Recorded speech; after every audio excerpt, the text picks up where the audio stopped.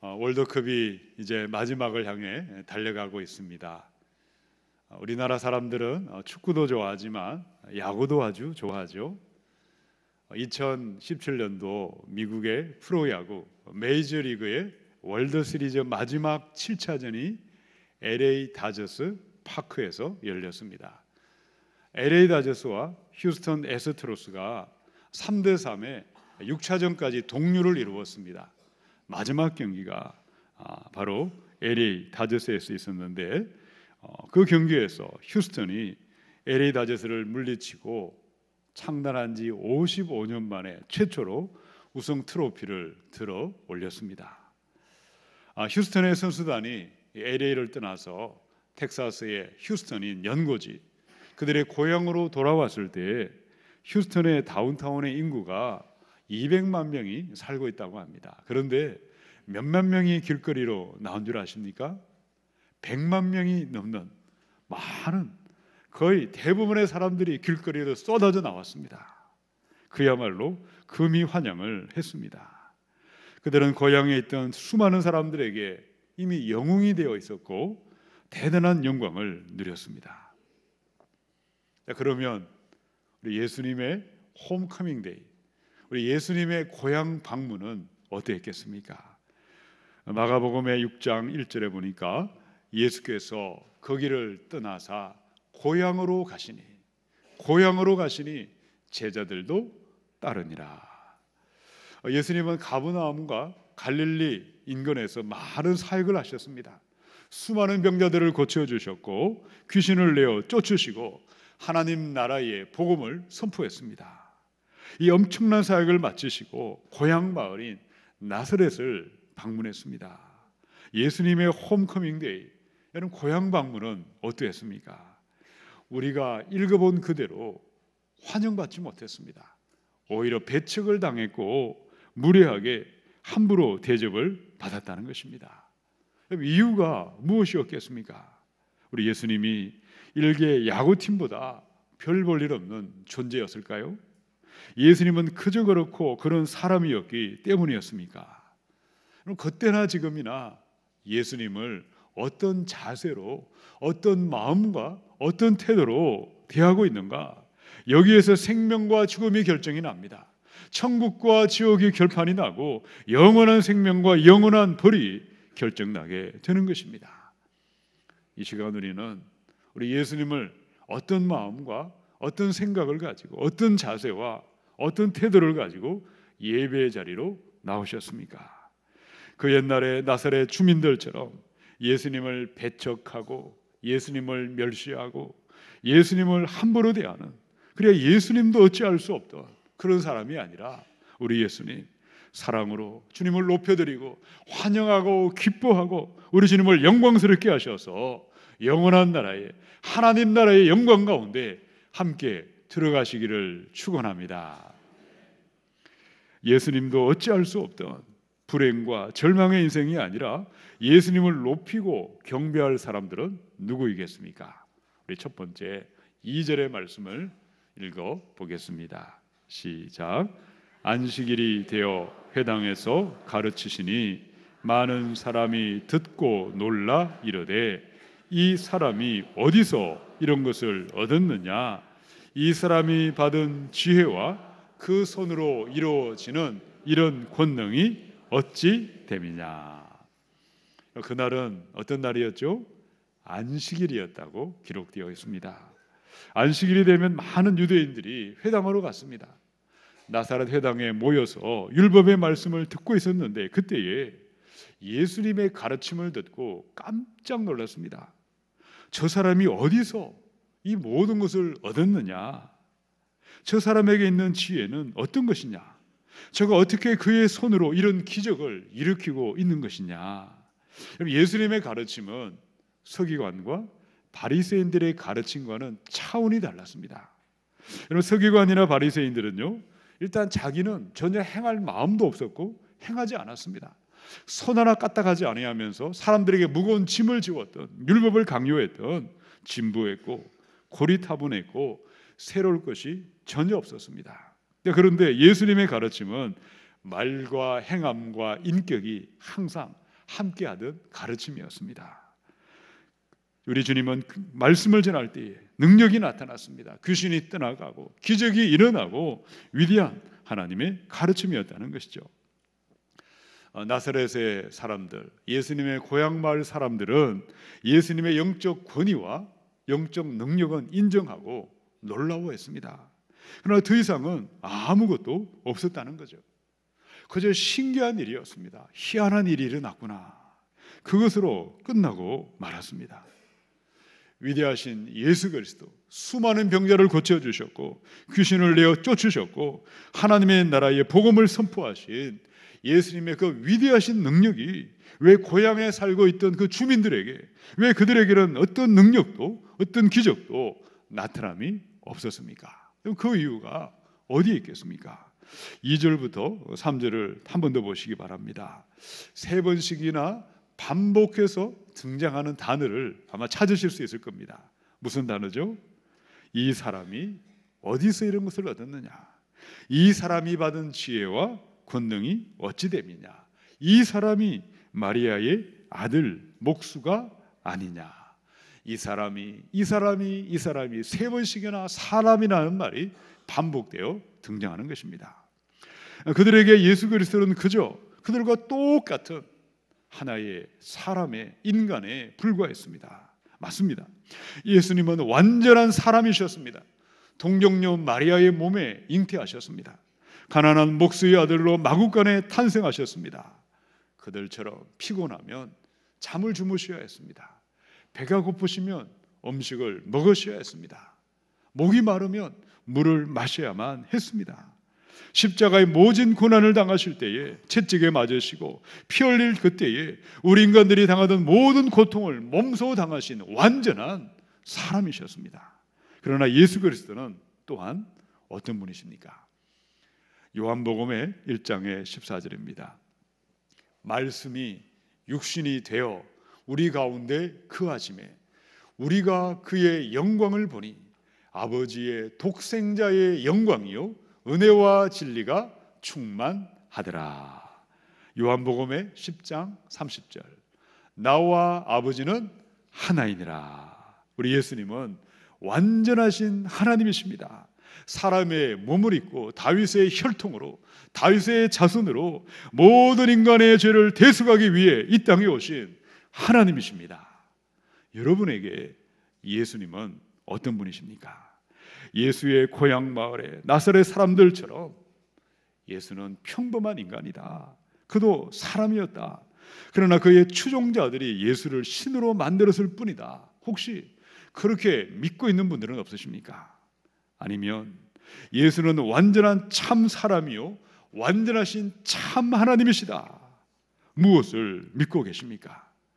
나사렛 예수를 참 사람이요 참 하나님으로 믿고 영접하게 하는 것은 성령님의 역사입니다.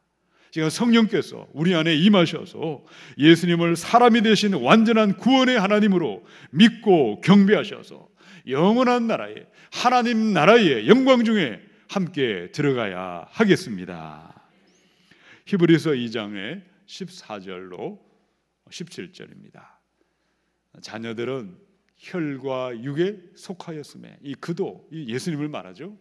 또한 같은 모양으로 혈과 육을 함께 지니심은 죽음을 통하여 죽음의 세력을 잡은 자 곧 마귀를 멸하시며 또 죽기를 무서워함으로 한평생 매여 종노릇하는 모든 자들을 놓아주려 하심이니 이는 확실히 천사들을 붙들어주려 하심이 아니요 오직 아브라함의 자손을 붙들어주려 하심이라.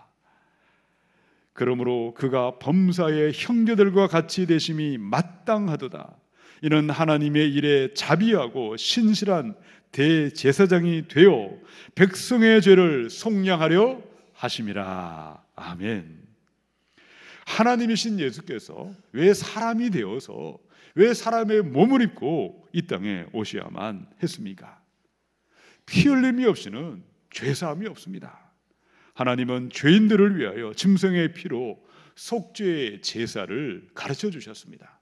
또 마지막 날에 우리 하나님은 영원한 죄사함을 위하여 그 아들 예수의 피로 모든 죄인이 구원받는 완전하고 완벽한 구원의 길을 열어주셨습니다. 참 하나님이신 예수님이 참 사람이 되심은 십자가의 죽으심으로 말미암아 마귀를 멸하기 위함이요 모든 죄인을 죄에서 해방하기 위함에 있습니다. 우리의 모든 죄값을 다 갚아주셨습니다.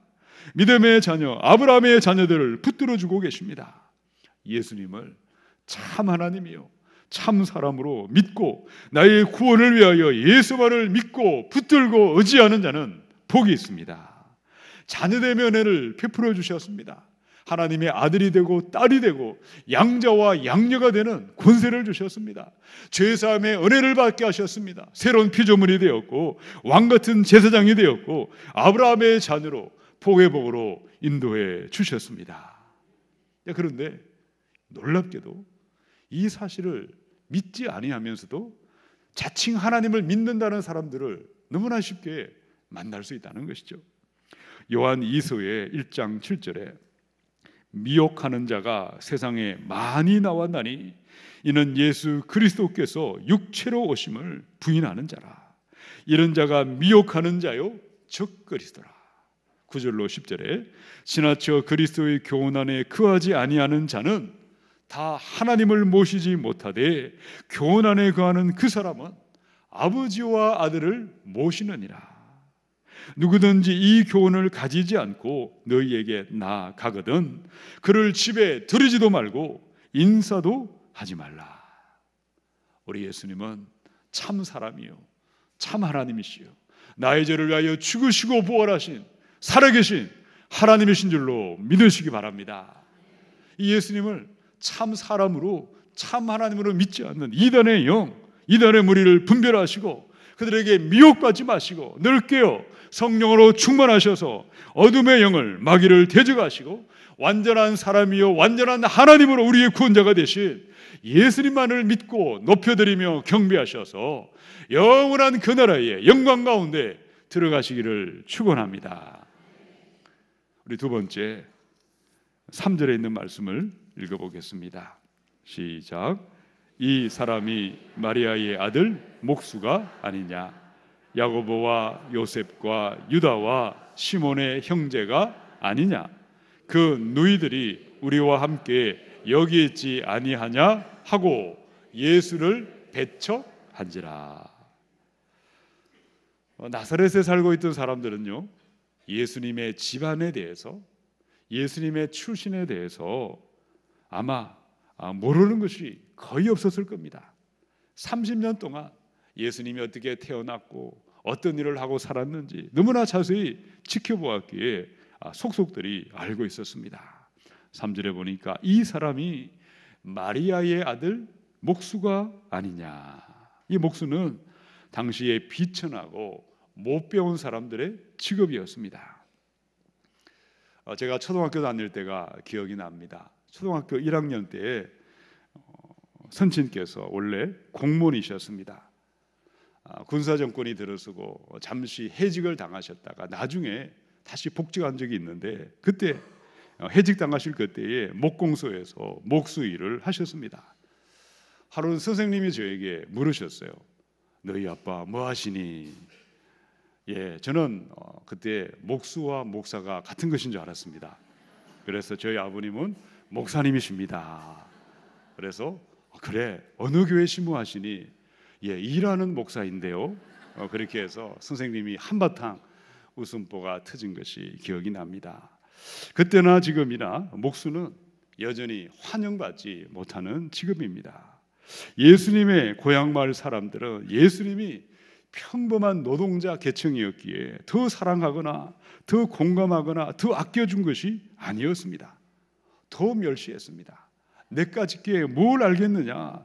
예수님을 배척했다는 거죠. 더구나 당시 예수님의 사형제가 있었죠. 동생들의 이름까지를 바로 거론했습니다. 야고보와 요셉과 유다와 시몬의 형제가 바로 예수가 아니냐. 여기서 나오는 야고보와 유다는요 우리 성경에 나오는 야고보서와 유다서를 기록한 예수님의 제자가 된 동생들입니다. 또 그 누이들이 우리와 함께 있지 아니하냐. 여자들의 이름이 나타나 있지는 않은데 최소한 예수님의 여동생이 2사람 이상은 있었다는 것을 짐작할 수 있습니다. 자, 그렇다면 나사렛 예수가 목수가 아니고 만약에 바리새인이었다면, 유대 왕족이거나 귀족이었다면, 대단한 집안의 좋은 배경의 신분이 있는 지체 있는 사람이었다면 어땠을까요? 과연 고향 사람들로부터 배척을 받았거나 멸시함을 받았을까요? 함부로 그들의 입을 놀리지는 못했을 것입니다. 여러분, 타락한 인간의 본성이 어떠합니까? 죄로 말미암아 마음이 병들고 생각이 병든 인간들은 힘 있는 사람, 돈 있는 사람, 많이 배운 사람을 함부로 대하지 않습니다. 마음은 어떤지 모르겠지만 힘센 사람들 앞에서는 구신구신거리고 모양이라도 예의를 갖추려고 그렇게 처신하는 것입니다. 자, 그런데 가난하고 비천한 사람, 약하고 배우지 못한 사람, 가난하다고 별 볼 일 없다고 짓밟고 무시하고 배척하고 있습니다. 그것이 성령 받지 못한 육에 속한 사람들의 본질이요, 그들의 실존인 것입니다. 자, 4절을 우리 예수님이 어떤 말씀을 하셨죠? 한번 읽어보십시다. 시작. 예수께서 그들에게 이르시되 선지자가 자기 고향과 자기 친척과 자기 집 외에서는 존경을 받지 못함이 없느니라 하시며, 예수님을 편협된 눈으로, 편견으로 바라보았던 고향의 주민들에 대해서 예수님은 그 당시의 속담을 인용하며 말씀했습니다. 자, 그렇다면 우리 예수님은 누구십니까? 예수님은 어떤 일을 하셨습니까? 세상의 시각을 가지고 힘이나 권력이나 이 돈이라는 세상의 가치관과 세상의 영광이 전부가 되어 있다면 지금도 마찬가지일 수밖에 없습니다. 영원한 나라, 하나님 나라의 백성의 영광은 세상의 타락한 눈을 가진 이 세상의 가치관을 따라 사는 사람들의 눈에는 죽었다 깨어나도 이해할 수도 없고 그 세계가 보이지 않는다는 것입니다. 여러분, 세상은 어떠할까요? 높임받는 것이 힘입니다. 소리치는 것이 능력입니다. 그러나 영원한 나라, 하나님의 나라는 정반대라는 것이죠. 구원은 십자가에 있습니다. 성육신의 비밀과 고난의 비밀을 알고 믿고 따라가는 자들에게만 구원의 문이 열리는 것입니다. 예수님은 가장 높으신 하나님이셨지만 아기 예수로 마국간에 가장 낮고 낮은 종의 모습으로 오셨습니다. 주님이 가신 그 길은 낮아짐으로 높아지는 것이고 희생하고 죽임당하는 십자가로 말미암아 부활의 문으로 천국 영생의 문을 열어주셨습니다. 예수, 저 사람이 마리아의 아들 목수가 아니냐, 야곱과 요셉과 유다와 시몬의 형제가 아니냐, 그의 누이들이 우리와 함께 있지 아니하냐. 사람으로 오신 예수, 종으로 오신 예수, 성육신하신 예수, 낮고 낮은 우리 인간들에게 오신 그 예수가 우리의 조롱거리가 되거나 비방거리가 아니라 우리의 기쁨이 되고 감사의 제목이 되고 우리의 자랑거리가 되는 그 사람, 찬양과 경배가 되는 그 사람이야말로 고난의 신비와 십자가의 비밀을 알고 구원의 문으로 들어감을 얻게 될 줄로 믿습니다. 고린도전서 1장의 18절입니다. 십자가의 도가 멸망하는 자들에게는 미련한 것이요 구원을 받는 우리에게는 하나님의 능력이라. 아멘. 하나님의 나라에, 영원한 나라에 합당한 사람들은 누구이겠습니까? 목수의 아들로 오신 예수님, 낮고 낮은 곳에 오신 예수님, 십자가에 죽으시고 부활하신 예수님만을 기뻐하고 자랑하고 찬양하고 경배하는 사람들입니다. 유대인들은 표적을 구하고 헬라인들은 지혜를 구하나 우리는 십자가에 죽으시고 부활하신 예수님만을 기뻐하고 예수님만을 찬양하고 경배하셔서 영원한 나라에 천국의 영광 가운데 들어가시기를 축원합니다. 우리 세 번째 5절로 6절을 읽어보겠습니다. 시작. 거기서는 아무 권능도 행하실 수 없어 다만 소수의 병자에게 안수하여 고치실 뿐이었고 그들이 믿지 않음을 이상히 여기셨더라. 아멘. 우리 예수님은 가버나움에서 많은 사역을 행하셨습니다. 더러운 귀신 들린 자를 고쳐주셨고 베드로의 장모의 열병을 고쳐주셨습니다. 나병 환자와 중풍병자를 고쳐주셨고 한쪽 손이 많은 자를 고쳐주셨고, 풍랑이던 바다를 잔잔케 하셔서 그라사 지방으로 건너가셔서 군대 귀신 들린 자를 고쳐주셨습니다.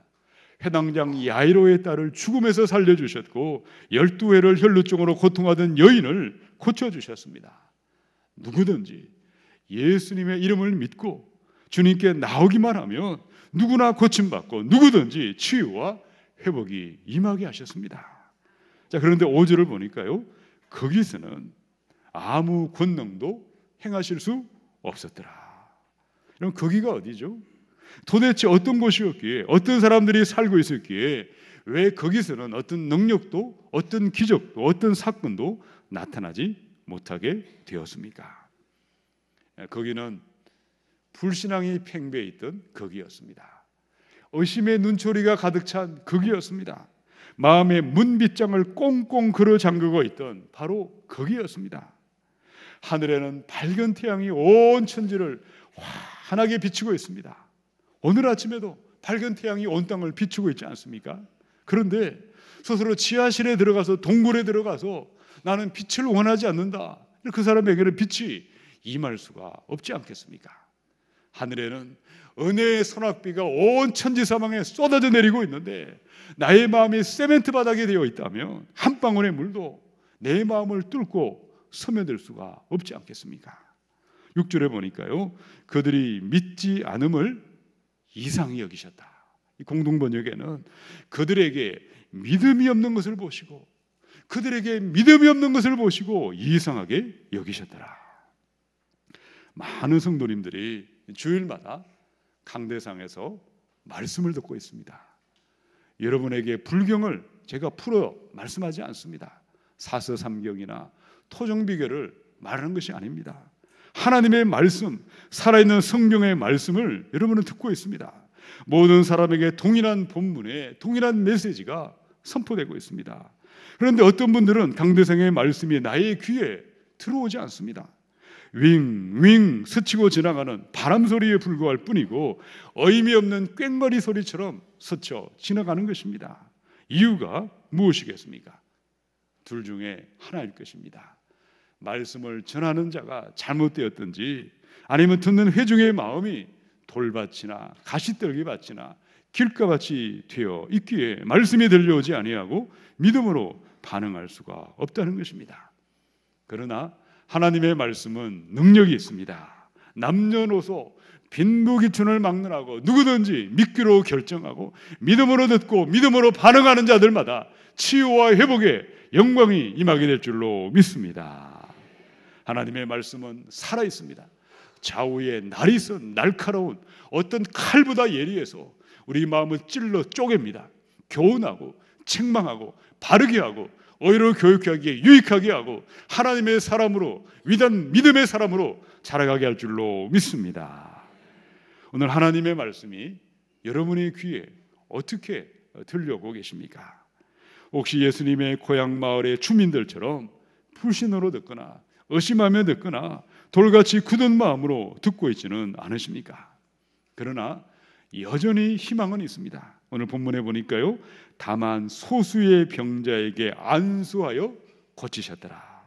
비록 적은 숫자였습니다. 그러나 예수님의 말씀을 믿음으로 듣고 믿음으로 반응하는 그들에게 누구든지 치유와 회복과 생명의 역사가 나타나게 하셨습니다. 요한복음의 5장 25절 마지막 절에 보니까요, 듣는 자는 살아나리라. 많이 보셨죠?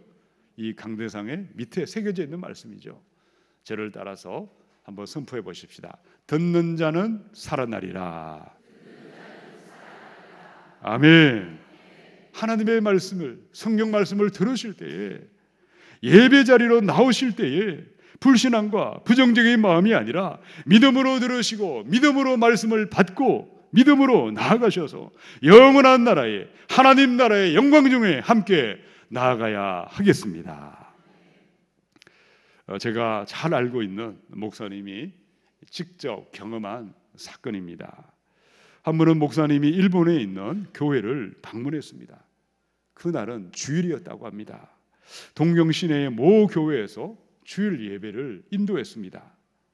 일본에 가보신 분들은 아시겠지만 일본에는요 교회가 별로 없습니다. 우리 동네만 하더라도 얼마나 교회에 십자가가 많습니까? 일본은요 눈을 뜨고 아무리 찾아보아도 교회가 보이지 않습니다. 몇 시간을 걸어다녀도 겨우 한두 곳을 볼까 말까. 그 대신에 무엇이 가득 차 있죠? 동네만 돌았으면 온갖 신사와 사찰이 가득 차 있습니다.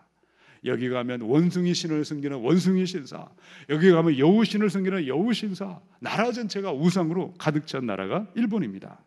그런데 주일날 이 교회에 예배를 드리고 있는데 한 여자가 저 뒤에 문을 열고 예배당으로 들어왔습니다. 목사님은 앞에서 말씀을 전하고 계셨고 그 뒤에 바로 여자가 앉아서 말씀을 듣는지 아니 듣는지 잘 모르겠는데 그저 회중 속에 앉아 있었습니다. 예배가 한창 진행이 되고 말씀이 선포되고 있는데 갑자기 여인이 자리에서 벌떡 일어나서 뒤쪽으로 뚜벅뚜벅 걸어가더니만 문을 열고 창문을 열고 빌딩 밑으로 뛰어내리고 말았습니다. 주님을 예배하는 교회, 말씀이 선포되는 교회, 구원의 방주인 교회 안으로는 들어왔습니다. 얼마나 힘들고 얼마나 괴로웠으면 주일을 기억하고 예배를 기억하고 교회를 찾아왔겠습니까? 그런데 그녀의 마음은 어둠의 영, 죽음의 영이 그녀의 마음을 사로잡고 있었습니다.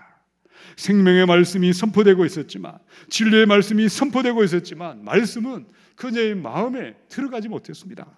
마침내 말씀을 듣다가 건물 밖으로 뛰어내려 그 자리에서 즉사하고 말았습니다.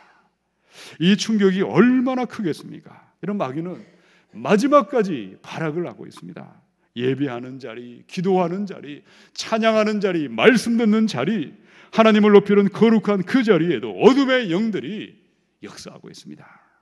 믿지 아니하는 자들, 불신앙과 부정과 의심으로 말씀을 듣는 자들의 마음을 어지럽히고 생각을 어지럽히고 죽음과 멸망으로 끌어가는 것입니다. 사랑하는 성도 여러분, 예배하는 이 자리는 치열한 영적 전쟁터입니다. 어둠의 영, 마귀는 우는 사자처럼 돌아다니며 삼킬 자를 찾고 있습니다. 믿는 자들을 할 수 있는 대로 넘어뜨리고 미혹하기 위하여 혈안이 되어 있습니다. 누가복음의 13장 23절 24절입니다. 어떤 사람이 여짜오되 주여 구원을 받는 자가 적으니까 그들에게 이르시되 좁은 문으로 들어가기를 힘쓰라. 내가 너희에게 이르노니 들어가기를 구하여도 못하는 자가 많으니라. 우리 예수님은 구원받는 무리가 많지 않다고 경고했습니다. 좁은 문이 아니라 타너도 나도 넓은 문으로 들어가는 것입니다. 믿음이 아니라 불신앙이 습관처럼 그들의 마음에 사로잡고 있기 때문인 것입니다. 그러나 듣는 자마다 살아날 것입니다. 바르고 순전한 마음으로 말씀을 듣고 믿고 순종할 때에 영원한 나라의 영광 중에 나타나게 될 줄로 믿습니다. 계시록의 21장에 1절로 2절을 함께 읽고 말씀을 마치겠습니다. 시작. 또 내가 새 하늘과 새 땅을 보니 처음 하늘과 처음 땅이 없어졌고 바다도 다시 있지 않더라. 또 내가 보매 거룩한 성 새 예루살렘이 하나님께로부터 하늘에서 내려오니 그 준비한 것이 신부가 남편을 위하여 단장한 것 같더라. 아멘. 이 땅의 모든 삶은 영원한 나라의 예고편도 되지 않는 그런 삶을 살아가고 있습니다. 곧 본편이 시작될 것입니다. 장차 하나님 나라의 어마어마한 환영식이 우리를 기다리고 있습니다. 영광의 그날, 하나님 나라의 홈커밍데이, 천상의 교회, 하늘의 천군 천사들과 흰옷 입은 거룩한 무리들과 함께 예수 그리스도의 영광스러운 환영의 그 잔치자리에 모든 교우들이 기쁨과 감사와 환희와 영광과 감동으로 함께 나타나시기를 축원합니다.